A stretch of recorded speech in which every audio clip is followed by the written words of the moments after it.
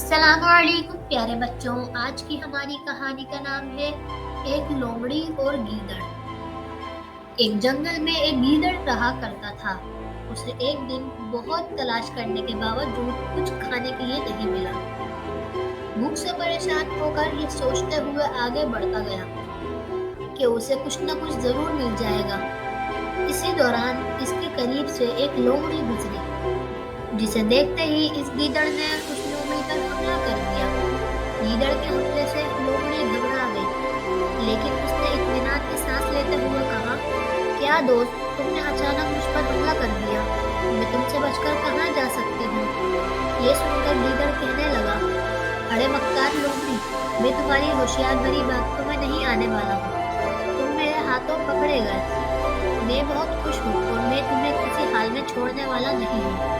गीदड़ की बातें सुनकर लोमड़ी बहुत हंसने लगी। लोमड़ी की हंसी देखकर गीदड़ हैरान हो गया। मक्कार लोमड़ी, तुम मौत को करीब से देखकर अपनी बेबसी पर हंस रहे हो ना। गीदड़ की बातों की परवाह किए बगैर लोमड़ी हंसती ही जा रही थी। मुझे मौत का खौफ नहीं, वो कब कैसे आएगी मुझे पता नहीं। मैं इसलिए हंस रही हूँ कि किसी बड़े शेर या चीते के हाथ आने के बजाय मैं तुम्हारे हाथों में पकड़ा गया। ये सोचकर मुझे हंसी आ रही है। ये सुनकर गीदड़ ने गुस्से से कहा, तेरी मक्कार बड़ी बातें खत्म। गीदड़ लोमड़ी को खत्म करने के लिए आगे बढ़ा। ये देखकर लोमड़ी ने आजिज़ी करते हुए कहा, तुम मुझे यकीनन मार डालो, लेकिन मेरी एक गुजारिश है।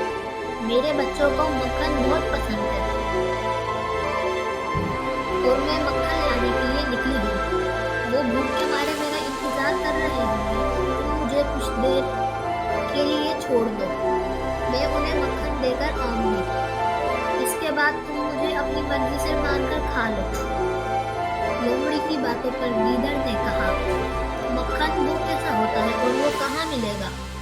लोमड़ी ने कहा, बहुत मजेदार और मुलायम होता है, मुंह में डालते ही घुल जाता है। खाए बगैर उसका मजा जबान से जाहिर करना मुश्किल है। लोमड़ी की बातें सुनकर गीदड़ के दिल में मक्खन खाने की ख्वाहिश पैदा हुई। गीदड़ कहने लगा, मैंने अभी मक्खन के बारे में सुना है, कभी खाया नहीं। वो कहाँ मिलेगा। तो लोमड़ी ने कहा, बताऊंगा दोस्त। कारोबारी इसे बचा के रखने के लिए एक कुएं में छुपा कर रखते हैं।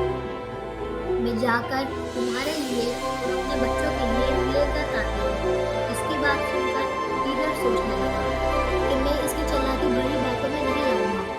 तो गीदड़ ने लोमड़ी को कहा कि मैंने तुम्हें पहले ही कहा था, मैं तुम्हारी मक्कार भरी बातों में नहीं आऊंगा।